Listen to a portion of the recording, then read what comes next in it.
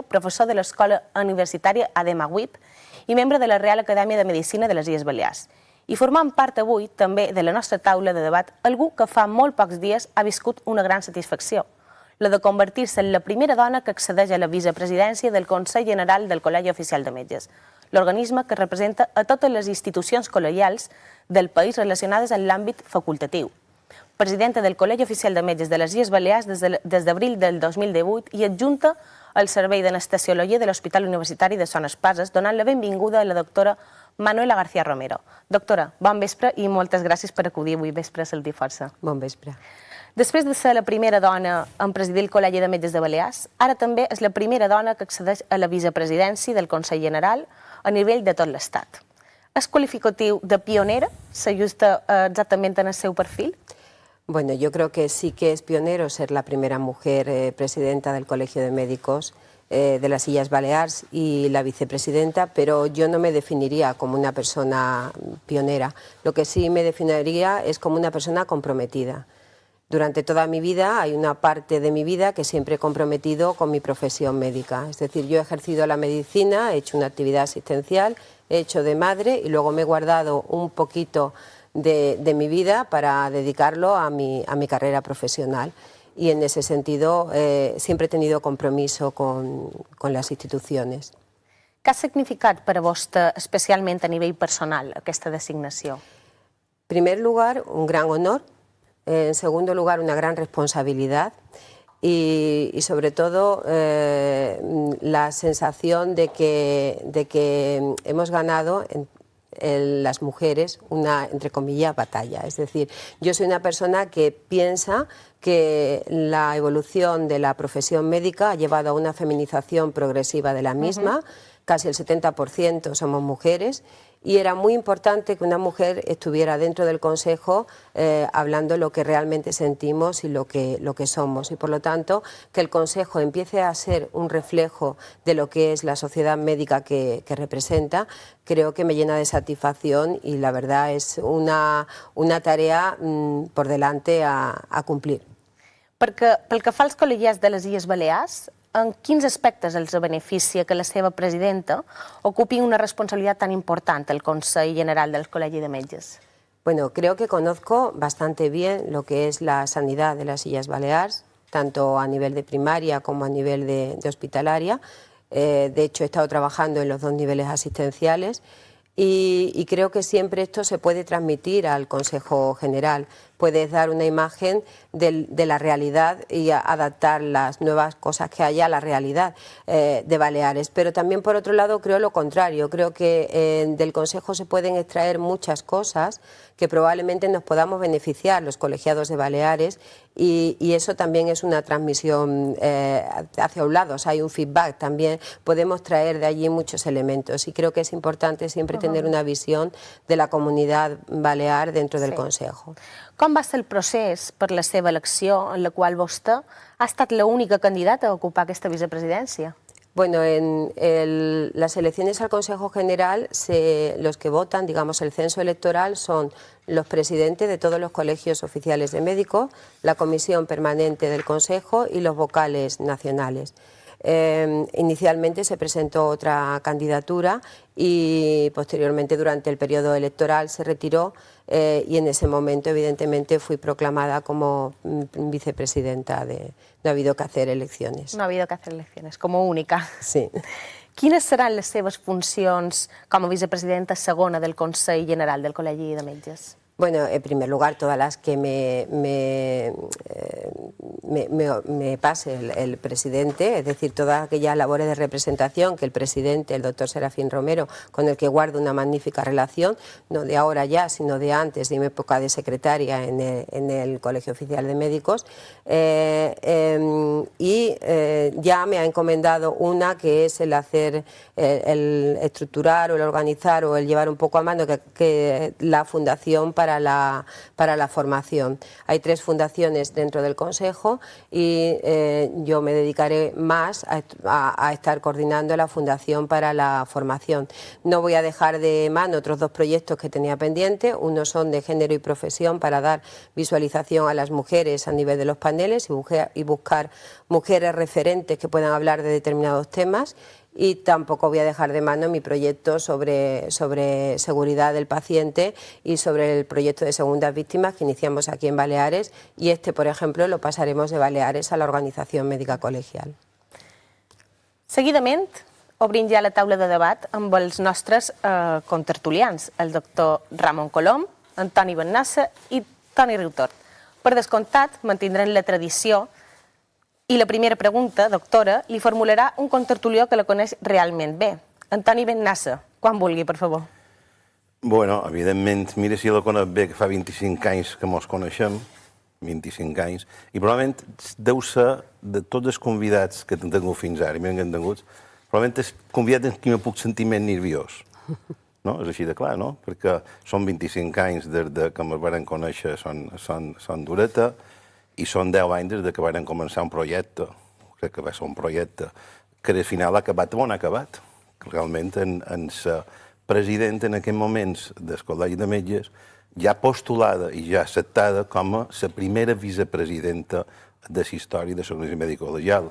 Si el projecte no se pot dir que és satisfactori en general, que no serà la persona que des del principi ha estat de vora ella amb aquesta situació. Realment estic emocionat i content i molt orgullós, no?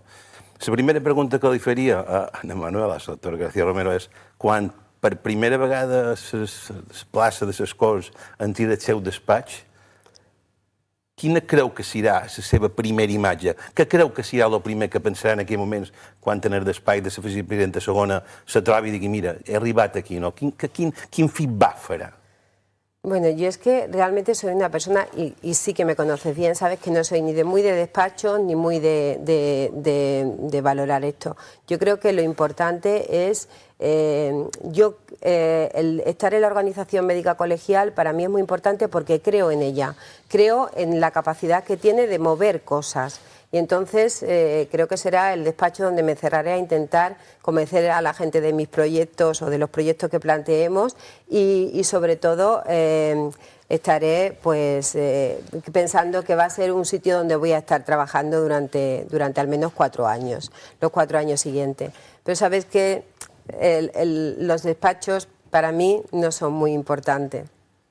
Bien, pues ahora un pajarito me ha dado una pequeña información respecto a unas imágenes que sé que han preparado. Supongo que son imágenes, como está viendo la gente, ¿no?, de estos 10 años. Mira, como secretaria general, fotografía, es que no estoy viendo muy bien las cámaras, pero son fotos que de alguna manera... Es la primera patrona. Es la primera patrona. Mira, con Juan...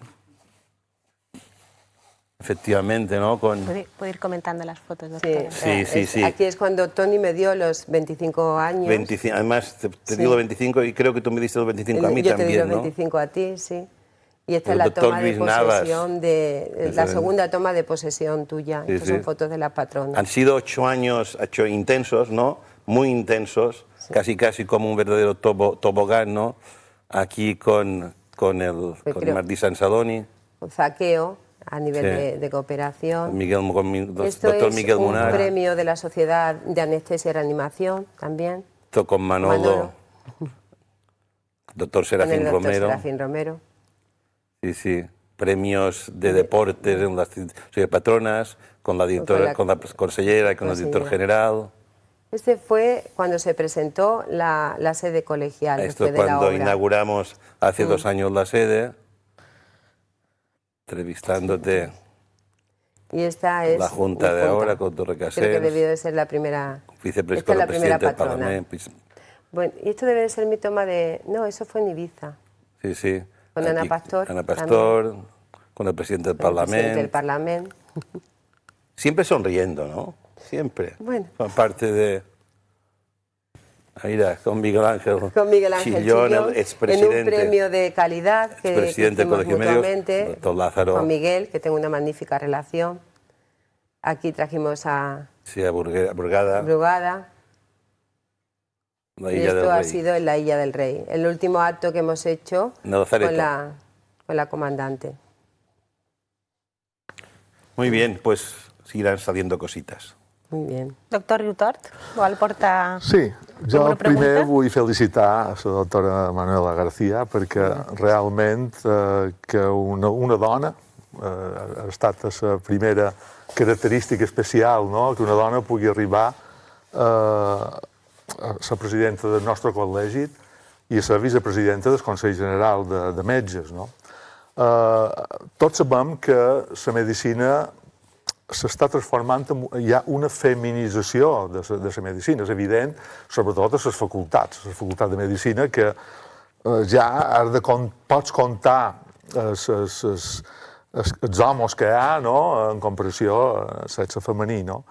Jo li volia demanar a la presidenta, a la nostra presidenta, a veure si en la seva trajectòria professional, no només col·legial, sinó també a nivell hospitalari, a nivell del seu treball, a veure si el fet de ser dona, a veure si li ha provocat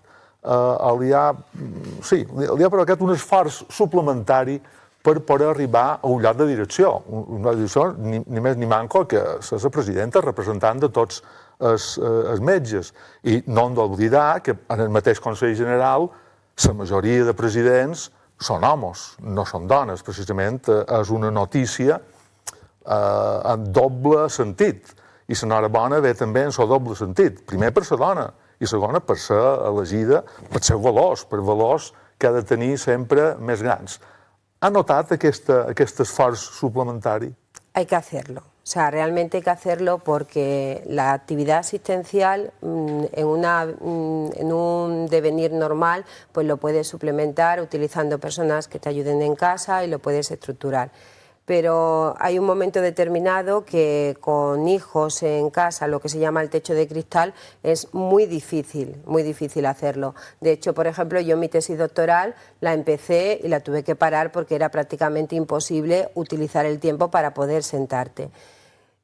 Siempre he intentado, como dije al principio, y es verdad, comprometerme un poco con la sociedad, con mi profesión, porque fui 10 años la presidenta de la Sociedad Balear de Anestesia y Reanimación y durante ese tiempo también estuve trabajando mucho. Entonces, siempre he tenido un huequito en mi vida, pero a costa de que probablemente lo que entienda es que yo a las 5 de la mañana, o sea, cuando los niños se acostaban, yo me acostaba y me levantaba a las 5 de la mañana para poder hacer algo. Con lo cual, siempre tienes que sacar un suplemento. Espero que mis compañeras, y deseo, ya no lo tengan que hacer, porque hay corresponsabilidad, hay muchas más medidas de conciliación de la vida familiar y profesional, pero bueno, yo he hecho guardias embarazada de 8 meses, es decir, la vida de la mujer en aquel entonces era bastante dura. Ahora las medidas han mejorado muchísimo.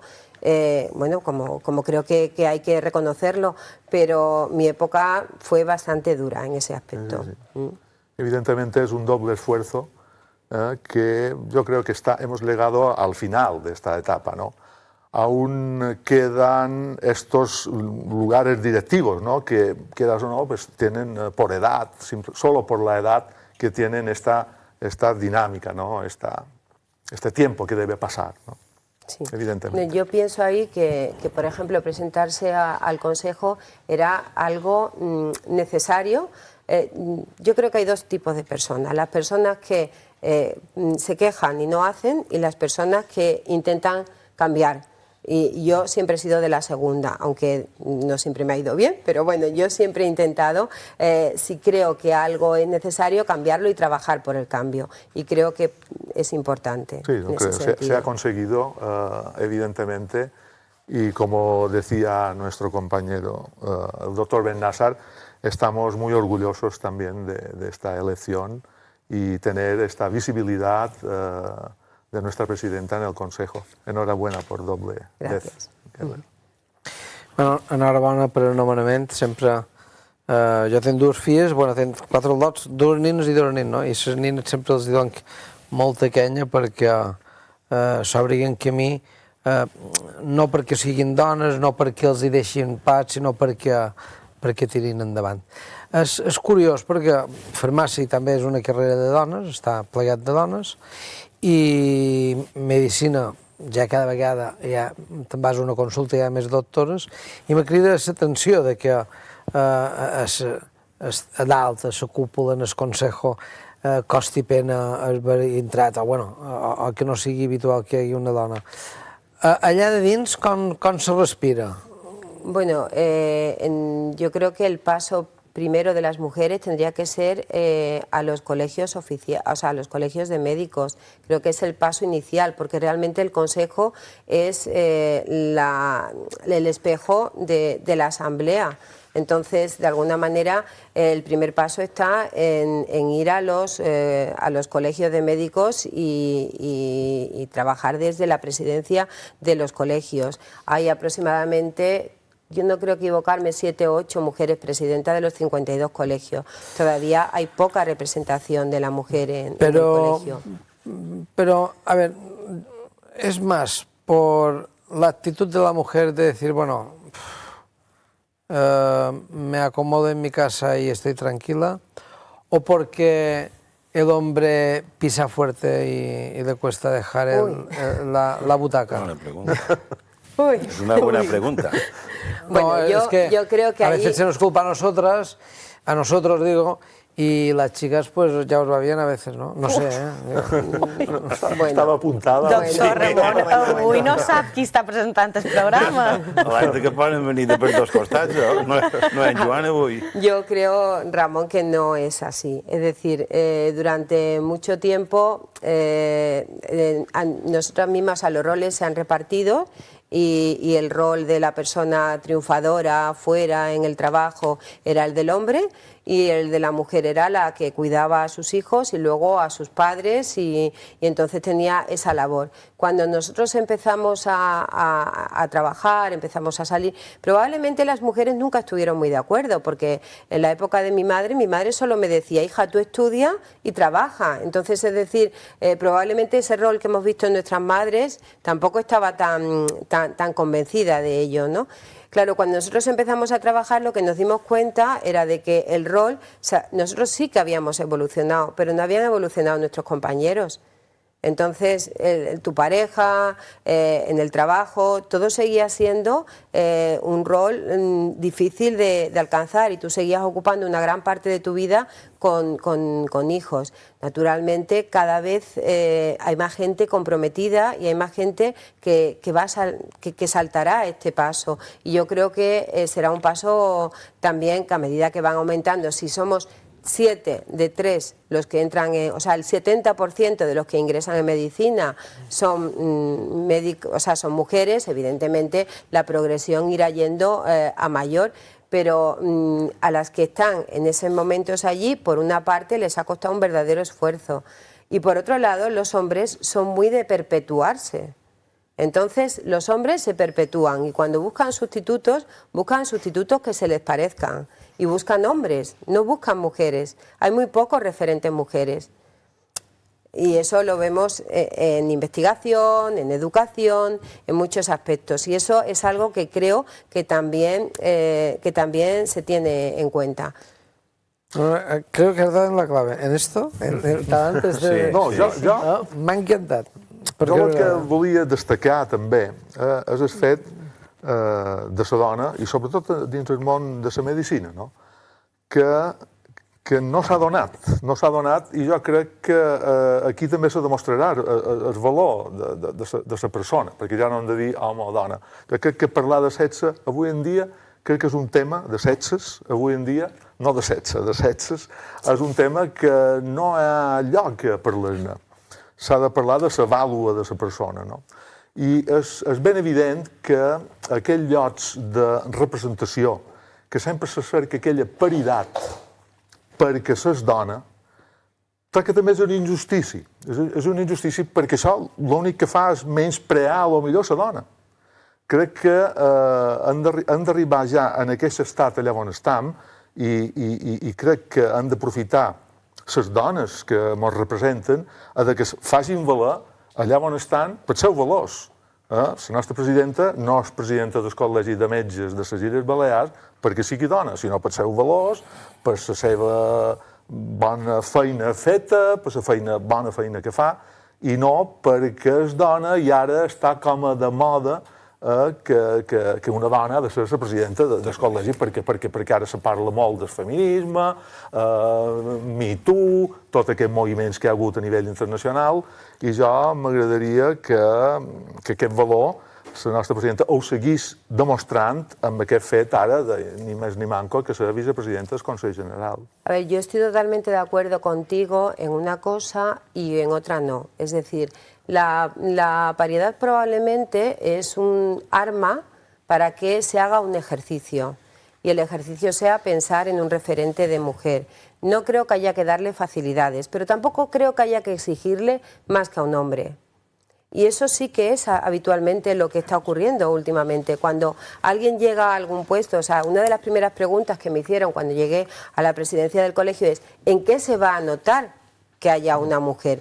No tengo que demostrar nada, o sea, yo soy mujer, pero yo voy a trabajar, igual que ha trabajado el doctor Bennásar, igual que antes trabajó el doctor Gual, voy a trabajar en el colegio y no tiene por qué haber nada diferente. Y creo que ese rol lo tenemos tan asumido las mujeres que en la última hicimos una conferencia en el Día de la Mujer y las que vinieron hablaban y una de las cosas era esa, era intentar demostrar que éramos iguales que un hombre. Intentar demostrar es un error, ¿no? O sea, yo creo que la paridad solo es un ejercicio mental y el ejercicio mental sí que es necesario. Porque si no, vuelvo a repetir, los roles se repiten. Sí, potser per canvi, potser per fer veure el canvi. Claro, igual tienes que buscar que hay alguna persona que es capaz. Y igual, alguna persona que crees que es capaz, luego te defrauda, pero también defraudan los hombres. No se le tiene que juzgar más severamente a las mujeres por eso. Doctor Colom, volia vostè fer una aportació, volia fer-li una pregunta un poc diferent, un tema un poc diferent a la doctora. Sí, és que què passa? Que moltes vegades quan veiem una dona ens centram en aquest tema de la dona i ens oblidem d'altres àmbits de les coses, no? Ara estem amb el tema del Covid i no ho voldria deixar de banda des del col·legi de metges. Les sensibilitats que hi ha des dels metges, des de l'hospitalari, primària, com ho veus vosaltres? Com s'està duient les coses? Com heu donat aquest cop d'atenció a primària, hospitalària? Penseu que se poden fer coses, que s'estan deixant de fer coses? Bueno, yo lo primero que quiero poner en relieve en estos momentos, y ya que tengo la oportunidad, es de agradecer profundamente el trabajo que están realizando los médicos. Desgraciadamente, lo he tenido que vivir en un familiar muy querido y muy cercano hace poco, y creo que hacen una labor humana, no solamente una labor científica y una labor de asistencia, sino una labor humana mucho más allá de lo que se nos ha exigido. Hasta hace poco tiempo había que hablar incluso era muy habitual, recuerdo que en la última patrona o el último día de la profesión médica yo hablaba de poner en valor al médico, de lo que tardábamos en hacer un médico y de lo que era el profesionalismo médico, porque parecía que todo el mundo decía pues que sí con las nuevas ciencias, que con tal, que estábamos muy alejados del paciente. Creo que la COVID, como todo, ha traído cosas muy negativas y es evidente, pero ha traído una cosa muy positiva y es que ha puesto en valor lo que es la profesión médica y lo que es nuestro propio profesionalismo, que sale de dentro, que no es algo que tú tengas que aprender, sino que realmente el médico en estas condiciones está unido al paciente. Evidentemente, atención primaria está muy sobrecargada. Veníamos de una situación ya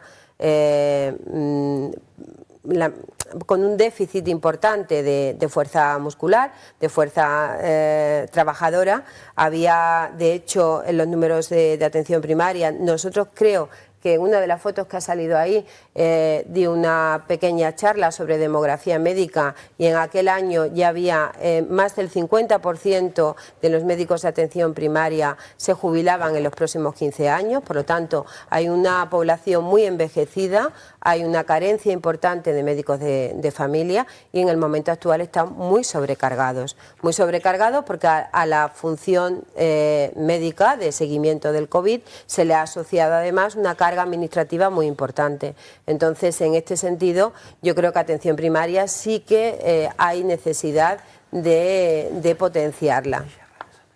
Y a nivel hospitalario, pues los médicos están trabajando y se están adaptando igualmente, conforme van pudiendo a las fuerzas. Hoy no solo hay problemas a nivel hospitalario, a nivel de las especialidades que llevan COVID, sino incluso a las especialidades que no la hay, como por ejemplo traumatología. Hoy me comentaban que en Son Yácer pues prácticamente no tienen quirófanos para trabajar y para sacar un poco al día las patologías, ¿no? Es decir, estamos en una situación muy delicada que merece que todos los elementos del sistema, tanto el poder táctico como la Consellería de Salud, como los colegios profesionales, como los sindicatos, como los profesionales, nos sentemos e intentamos sacarlo hacia adelante. Sí, jo coincidesc absolutament amb el que diu la doctora García Romero. Està claríssim que els professionals no se'ls hi pot demanar més del que han fet, no. Està claríssim, no? I probablement els que se'ls hi pot demanar menys de més són els d'atenció primari, que són els que han vist pràcticament revolucionat tots els seus centres de salut, tancats unitats bàsiques i evidentment entraven noves línies. I també, com és lògic, tots aquells serveis allà on realment s'està més directament implicat en som a l'alt Covid, que són els serveis d'urgències, serveis de cuidats intensius, etc. No? Jo crec que això no hi ha cap discussió ni una. Però jo sí que volia plantejar una altra història. S'està xerrant molt, jo sé que hem xerrat qualque vegada en el doctor García Romero, respecte al que ara s'està dient respecte al tema dels professionals. Si falten o no falten professionals. Tots sabem que estem cercant professionals per tot, perquè les comunitats estan cercant professionals, estan cercant metges i els han de trobar de qualque puesto, no? I algo que realment des d'inclús de l'organització mèdica col·legial se va discutir molt i se va treballar molt sense que realment se mos escoltés, era de la situació dels metges. O si n'hi havia molts, si n'hi havia pocs. Tots coincidíem i sabíem que realment hi ha una ona que fa que pràcticament els pròxims 10-15 anys se jubilarà el 20 o el 25% dels metges perquè realment ja Alzheimer estiran en pendent, no? I tenim la situació de la Facultat de Medicina que s'està discutint si hi ha molts d'estudiants o pocs estudiants, però el cert és que quan els estudiants acaben i realment han de fer MIR, resulta que hi ha molt menys places de MIR que estudiants caben. I això suposa unes plètores de metges que no poden fer feina. Com ho veus, doctor García Romero, en aquell moment tota aquesta situació que s'ha damunt la falta d'especialistes, la falta de metges, i com ho podem de qualque manera arreglar això? A ver, falta de médicos no hay. O sea, la realidad es que la media española en comparación con la europea estamos prácticamente muy similar o incluso por encima de la media europea. En cuanto al número de egresados de la Facultad de Medicina, pues estamos prácticamente en unos 7.000 o 8.000 anuales. El MIR son 7.000 plazas y volvemos, este año se han presentado 16.000. Es decir, el problema es que tenemos ahí una bolsa de 7.000 médicos que acaban de terminar medicina, que nosotros antes, cuando acabamos medicina, al menos podíamos trabajar, contratados, con tiempo o de médico general, pero ellos ahora, evidentemente, o sea, no pueden trabajar hasta que no hagan el MIR. Entonces, el primer embudo nos lo vamos a encontrar en el MIR. Esa es una cosa a solucionar. Hay que mirar qué especialidades son más deficitarias y hay que mirar y sacar más plazas de MIR y aprovechar todas las plazas de las unidades docentes. Pero además hay otro segundo problema y es cuando el MIR termina. Cuando el MIR termina, después de 10 años, los contratos son precarios. Son contratos de acúmulo de tareas, hay en algunos sitios donde hay contratos de guardia, es decir, o damos mayor estabilidad a los contratos, porque un profesional después de 10 años se merece un contrato en condiciones que no ponga temporal, que pueda ir al banco y pedir una hipoteca y no tenga que explicar que es MIR, pero que es temporal, pero que bueno, que tiene dinero, que es lo que ocurre normalmente en estos momentos. Y por lo tanto, yo creo que no hay falta de médicos, hay médicos suficientes, lo que hay que tener es una demografía médica adecuada, un estudio bien realizado y entonces hacer unas medidas prospectivas, porque además cualquier medida que tomes ahora no la vas a ver. Es decir, ahora se han abierto más plazas de atención primaria, sí, pero tardarán 4 años en salir estos médicos de atención primaria que se han abierto las plazas ahora. Y lo que va a provocar, o está provocando por necesidad, es que estemos importando, de alguna manera la paradoja de estar importando médicos para suplir estas plazas de atención primaria, mientras tenemos médicos que no acceden a la formación de medicina farmacocomunitaria, pero además también tenemos médicos que por las circunstancias que hay aquí en España están yéndose al extranjero porque allí las condiciones son mucho mejores. Y estamos en una paradoja que si realmente, y tú lo sabes tan bien como yo, si no se le pone medidas desde la Administración, porque no será ni el médico, ni la Organización Médica Local, ni nadie, sino tiene que ser la propia Administración que arregle este problema de los médicos que tenemos que importar y que nos vienen fundamentalmente de Hispanoamérica, con todos los, digamos, con todos los parabienes, pero que de alguna manera le aceptamos una determinada formación porque entendemos que es buena y se la entiende, pero también porque lo necesitamos. Pero además nuestros médicos no se pueden formar y quedan en esta bolsa que algún día está en el limbo, se tendrá que dar solución, pero además los mejores, o digamos parte de los mejores, se van a Europa porque allí tienen unas mejores condiciones de trabajo. Realmente es un galimatías muy Pero ahí grande. se olvida una cosa además, se olvida que la medicina familiar y comunitaria es una especialidad. Totalmente. Entonces, hay que tener la especialidad de medicina familiar y comunitaria para trabajar en atención primaria, porque es muy completa, es muy global, conoce muy bien al paciente, conoce la salud del paciente, puede hacer trabajos en salud, trabajos comunitarios y eso difícilmente... la sustitución no es una sustitución correcta, es una sustitución en un momento de apuro donde no tienes ningún tipo de manera de cubrirlo, pero realmente lo que hay que poner en valor es que la atención primaria tiene una formación de 4 años y que es una especialidad. Entonces no lo podemos olvidar nunca eso. Sí. O sea, un inciso para que la gente lo entienda. Puede venir mañana mismo un médico de cualquier país hispanoamericano sin tener la formación de medicina familiar comunitaria, que es la que sí aquí se requiere para poder trabajar en atención primaria, por este médico se le puede convalidar para que pueda trabajar en atención primaria. No se le convalida. Lo que sí se puede hacer es contratarlo porque hay un déficit importante de médicos de atención primaria, entonces las circunstancias, hay un decreto donde dice que las circunstancias son extraordinarias y que en esas circunstancias puedes contratar a una persona que tenga capacidad o que tenga competencia o que no tenga la especialidad. Pero no se puede contratar un médico que no haya hecho el MIR, de aquí. Sí, esa es la paradoja. Es decir, es como si le dieras mayor capacidad a los que se forman fuera que a los que propiamente estamos formando nosotros aquí en Gran Espanya. paradoja. Jo volia fer-li una pregunta, doctora. Per què hi ha aquesta mancança tan important de metges de comunitària? No els motiva suficient quan estudien la carrera? Se volen dirigir sempre cap a especialitats? Bueno, yo creo que ha habido que esto es por épocas, ¿no? Ha habido una época en la que, claro, ser cardiólogo con las técnicas y es algo como que llena más, o las especialidades quirúrgicas, ¿no? Parece que son más atractivas. Entonces tienes que tenerlo muy claro, ¿no? Cuando empiezas.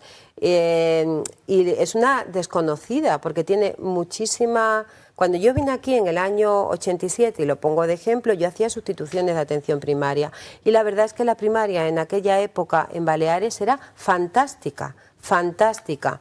Era entrar en un mundo que yo era mi primera apuesta de largo después de acabar medicina, y era entrar en un mundo donde había formación, había tiempo para dedicar a los pacientes, había tiempo para tratarlos, a la familia, entonces era una maravilla. Claro, con el paso del tiempo, primaria se ha ido sobrecargando de trabajo y cada vez ha ido viniendo menos gente. Entonces no se han aumentado las plazas, porque si se aumentan las plazas también se cogen plazas. Es decir, si tú en MIR sacas 30, se te llenarán 30, pero si coges 50, se llenarán 50. Claro. Y muchos de los médicos que empiecen esas 50 se quedarán.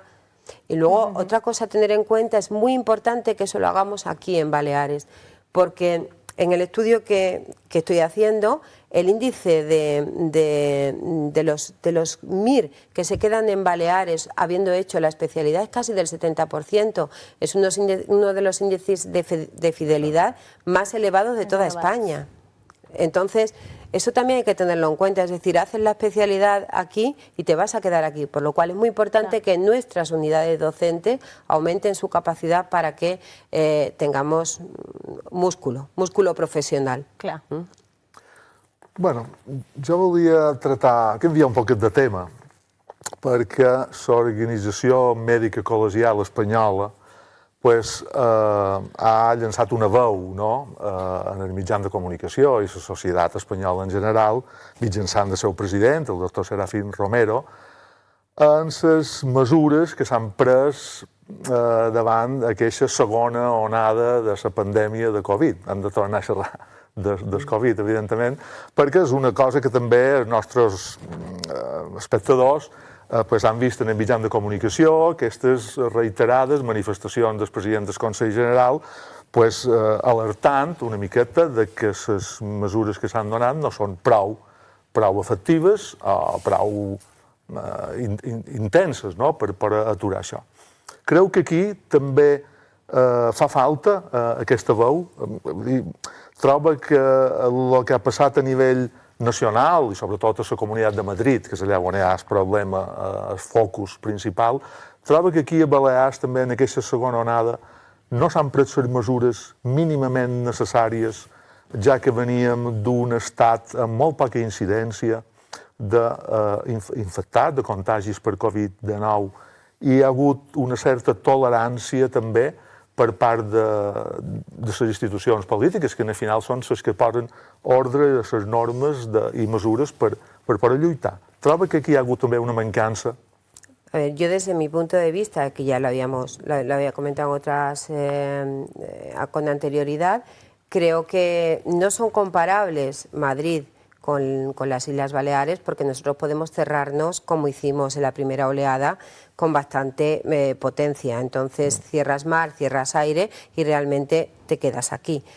Madrid tiene una perimetral alrededor, que hay muchísimo movimiento de personas, hay mucha gente que van a los barrios cercanos, a las ciudades dormitorios, van y vienen, es decir, no son comparables. Pero dicho esto, en la primera oleada estuvimos bastante bien, pudimos cerrarnos y rápidamente lo hicimos, y luego quizás ha habido unas medidas. Por un lado, yo creo que es a nivel general, que es lo que dice la Organización Médica Colegial. Se ha tratado de minimizar un poco el miedo a la COVID. Nadie esperaba que viniese la segunda ola tan importante. A la sociedad se le ha dado aplausos para los médicos, pero no se le debería de haber informado. Esto es muy serio. Esto es muy serio. La gente se muere. El tanto por ciento de distrés respiratorio se va a seguir dando, las infecciones pulmonares se van a seguir dando, y ahí yo creo que todos, no solo Baleares, todos hemos ido como muy relajados. Aquí tengo que decir que lo que yo creo que sí que hubiese hecho, ¿no? Si hubiese podido o si hubiese tenido la posibilidad de hacerlo, es hacer PCRs en destino cuando se abrieron las puertas. ¿Por qué? Porque realmente es anecdótico, pero mi nuera es italiana y cada vez que va a Italia tiene que hacerse una PCR, pero cuando viene de Italia aquí no se hace ninguna PCR. Entonces, ese tema yo creo que sí que podíamos haberlo cuidado un poco más, ¿no? Inclusive pues personas que venían de zona como Barcelona, que empezó a estar, o Girona, o Lleida, que empezó a haber un rebrote muy importante con los movimientos de población que venían a trabajar. Entonces es un elemento que yo considero que sí que se podría haber hecho. El resto de cosas pues ha sido concienciar, y luego se han ido tomando medidas pues un poco a la misma vez que han ido saliendo ¿no? los problemas. Pero estamos en una situación muy delicada porque Baleares es una ciudad eminentemente turística. Hay muchas familias que no han trabajado nada durante todo este año y la crisis sanitaria acarreará una crisis social y todos sabemos que la pobreza, la crisis social no casan bien con la salud, porque tú no puedes decirle a una persona que va a trabajar, quédate en casa si eres asintomático y ten su justicia social si sabes que después no vas a conseguir pan para sus hijos. Entonces eso es un verdadero problema. Sí, sí, evidentemente a lo mejor esta, entre comillas, inversión de hacer PCRs en destino seguramente hubiese sido muy rentable, a lo mejor en plan turístico, por poco cambio que hubiese provocado, ¿no? A lo mejor la temporada hubiese sido más longeva, ¿no? Dando confianza probablemente al mercado emisor para que de alguna Sí, manera... a lo mejor, Bueno, sí, como el uso de mascarillas, ¿no? esta falta de PCRs o... Bueno, esto sabemos que vienen de estatus superiores, como nos dijo la consellera, ¿no? Hace unas semanas, ¿no? Y esto pues hay que tenerlo en cuenta, ¿no? Que muchas veces es difícil tomar estas decisiones, sobre todo cuando es una pandemia no nacional, sino mundial. Doctor Colom. Demasiada política en la toma de decisiones de tipo técnico. Yo creo que aquí sí que tengo que decir que creo que se debería de haber escuchado un poco más a los profesionales. Hay que hacerlos callar a los políticos ya de una vez. Por lo menos que no se peleen. Es porque O sea, que es que la situación es muy por ejemplo, delicada. la situación que está pasando ahora con el Ministerio y con la Comunidad de Madrid, el ciudadano no lo puede entender. 17 maneras de afrontar una pandemia, una situación grave como es esta, ¿se entiende desde el punto de vista técnico? Porque solo hay una manera. Bueno, yo creo que ya se ha pedido desde todas las sociedades científicas, incluida la Organización Médica Colegial, pues que se haga un estudio por expertos de las cosas que se han hecho mal. En el Lancet salió básicamente por una cosa, no es por criticar, es por aprender. O sea, claro, tú solo aprendes de lo que analizas. Es lo mismo que ocurre con los errores, con la seguridad del paciente y con todo. Analiza tranquilamente qué se podía haber hecho mejor y probablemente las veces posteriores se hará mejor, ¿no? Entonces creo que ahí va un poco el tema. Hay que sentarse, hay que dialogar, porque no es tú o es yo, ahora mismo es una población, claro. Yo he dicho esto esta mañana y hablaba con la gerente de la Organización Médica Colegial y cuando le decía, bueno, ¿cerráis o no? Y me decía, es que esto da pena, es que Madrid se hunde, Madrid no tiene nada abierto, es que las calles están asoladas. O sea, es decir, todas las visiones de la gente que vive allí también son diferentes. Es que es lógico porque, a ver, los viajes que ha habido, por ejemplo, en Mallorca, esta segunda etapa del COVID, nos dijo la consellera, y vuelvo a insistir por segunda vez con lo que nos contó, que había 1 millón de visitantes en Baleares en el mes de agosto. Está claro que en época turística normal son 10 o 12 millones, ¿no? Lo que pasa es que 1 millón que son españoles, la mayoría, los que vinieron, eran españoles y muchísimos solo por población que venían de Madrid. Es decir, cerrar solo Madrid yo creo que no nos llevará a ningún lado, ¿no? Cerrar es solución, porque es que yo la verdad, no estoy de acuerdo con el confinamiento, ¿eh? Vamos a ver, aquí se han confinado por zonas o por barrios y parece que la demostración ha sido que la incidencia ha ido disminuyendo. Iremos a la reducción. Yo digo, la gente de las residencias, los ancianos, están confinados por definición, no se mueven de allí, la inmensa mayoría. Y vemos los desastres que pasan en las residencias, ¿no? Y todos sabemos por qué es. Queda demostrado que el confinamiento no es la solución, son las medidas que tiene individuales de cada uno. Evidentemente, si te confinas y no guardas las distancias de seguridad y no guardas el uso de mascarilla, lo que ocurre es que en las residencias es una situación un poco diferente. En las residencias tienes un grupo altamente vulnerable, para empezar. La COVID tiene casi el 60% de pacientes son asintomáticos. con lo cual es relativamente fácil tener un paciente al lado y no darte cuenta de que lo tienes y estar siendo un propagador del virus. Y en las residencias el contacto entre los ancianos sí que es estrecho. Cuando van al comedor, las mismas personal van de una habitación a otra habitación. Es decir, yo creo que el problema de la residencia es cuando te das cuenta tarde. Entonces, si no detectas rápidamente la PCR positiva que tienes por allí, ya estás perdido. Cuando vuelves a hacerla, el contacto es mucho mayor. Ahora, cuando nos confinamos la otra vez en casa, que la población se portó realmente bien, que solo salíamos a trabajar los indispensables y que realmente estábamos en casa, la curva bajó y bajó estrepitosamente, y gracias a eso no se colapsó el Sistema Nacional de Salud, y gracias a eso la situación en Baleares se pudo controlar con bastante bien.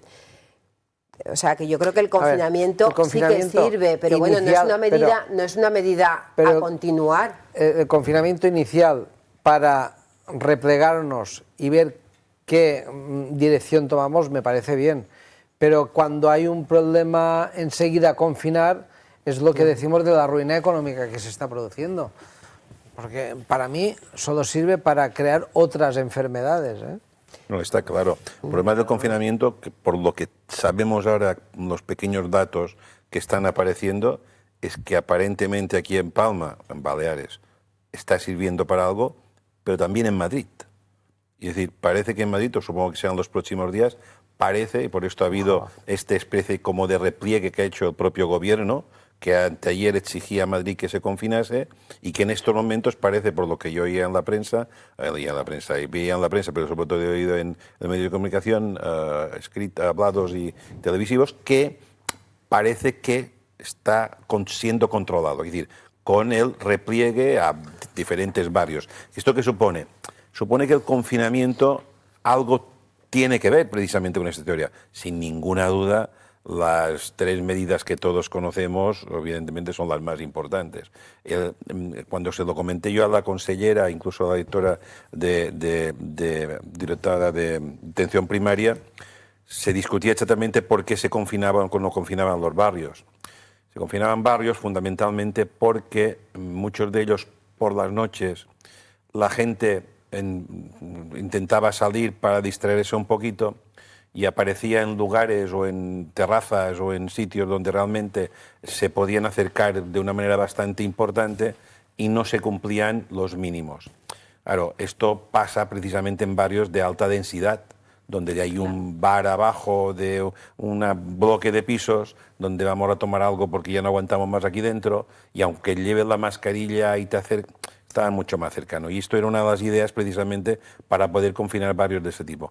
Pero parece que realmente está funcionando el confinamiento. De todas formas, tal como ha pasado, parece, ya veremos. Es decir, dejemos pasar una semana porque tampoco no sabemos ni siquiera cómo terminará esto. De todas maneras, yo estoy de acuerdo con el doctor Colón, con el doctor Colón. Es decir, yo creo que tenemos que tender a aprender a vivir con el virus. Sí. El problema es que cuando salimos del confinamiento inicial parecía que lo habíamos resuelto todo y oías en la tele, salid, viajad, no hay problema.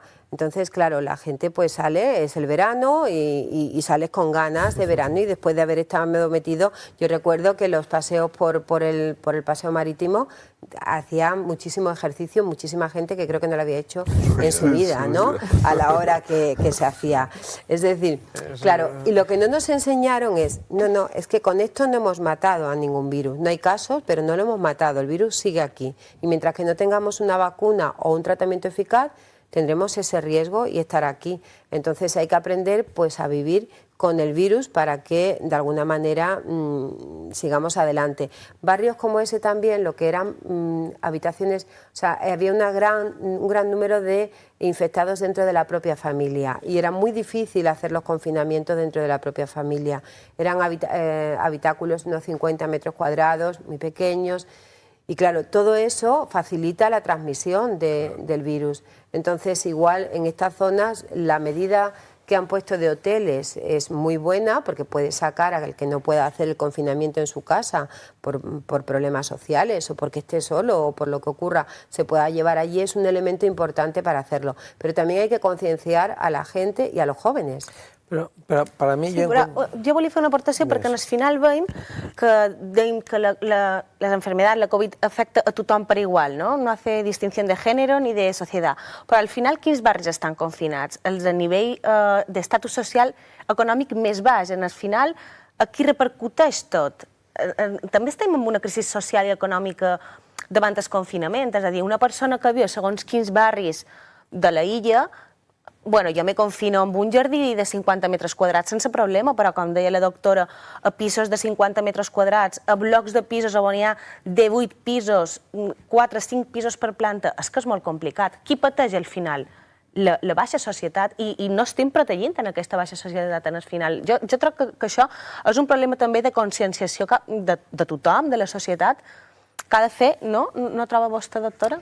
Sí, yo creo que la sociedad, por eso te decía que creo que lo que hay que hacer es aprender a vivir con el virus y entender que evidentemente un chico de 20 años pues puede salir y si lo tiene será como una gripe y probablemente también afectan en un tanto por ciento, pero bueno, probablemente ni se enterará, pero que a las personas mayores esto pues les afecta mucho, entonces tienes que tener la capacidad de saber quedarte en casa. Tienes que tener la capacidad de no dar besos y es muy difícil. Este virus es el virus yo creo que el que nos ha llenado el corazón de pena durante todo este tiempo. Yo creo que en lo que hemos sacado aquí de los premios y las becas, a mí no darle un abrazo al doctor Cortés fue algo que como que te duele en el alma, ¿no? Porque dices, yo le hubiese dado un abrazo y le hubiese dado un beso y te quedas así y llegas, y yo llego a casa y mi madre tiene 88 años y vive conmigo y yo no le doy un beso y ella siempre me dice, pero si a mí no me va a afectar la COVID, digo, bueno, por si acaso. ¿Sabes? O sea, quiero decirte, a eso tenemos que llegar, desgraciadamente. Entonces, es la situación que tenemos que meternos dentro. Sobre todo a la gente joven, porque la gente joven no es que sea culpa de ella, como se ha dicho tampoco, pero hay que explicarle las cosas y hay que explicarle en su idioma. Nosotros hicimos con A3 Media una serie de datos que eran, pues, un poco intentar decirle en su lenguaje, oye, ponte la mascarilla, por favor, ponte la mascarilla porque hay que explicar cuál es la patología y sobre todo, pues eso, ser siempre en el mensaje, ser claro. Hay que crear conciencia. Hay que crear la conciencia y ser claro. Doctora García Romero, Manuela, una cosita de la que no hemos hablado. ¿Qué hacemos con los negacionistas? A ver, nosotros tenemos, o sea, yo creo que... Digo, negacionistes són aquells, dic per la llengua, aquells que diuen que no ens hem de posar mascareta, que no importa mantenir distàncies i que realment, si un dia arriba la vacuna, no la se posaran. Aquests, que al final pareix que se fan mal ells mateixos, al final el que fan mal és tota la societat, que és el que hem dit moltes vegades. Sobre todo eso lo que no lo puede hacer es un médico. O sea, yo ya no entro en cada uno que piense como quiera, ¿no? Pero yo creo que un médico que conoce, porque lo único que conocemos de la COVID, vamos conociendo más cosas, pero sobre todo es la manera de transmitirse. Y tú como médico sabes perfectamente que lo que se transmite por las gotas de Pfluger solamente hay una opción, es distancia, mascarilla y limpieza de manos para cuando te caigan en las manos. Es decir, entonces negar eso es negar la base científica y nosotros como médicos tenemos que actuar de acuerdo con el código de deontología sin hacerle daño al paciente. Entonces esto no te hace daño solo a ti, te hace daño a ti i le hace daño a la societat a la que lo estàs... Crec que hi ha hagut metges expedientats per negativistes. Per negar evidències, o negativistes. Sí. Crec que Balears, a més. Sí. Porque son cosas absurdas, ¿no? O sea, yo, pues claro, cuando hablaba con él, le decía, es que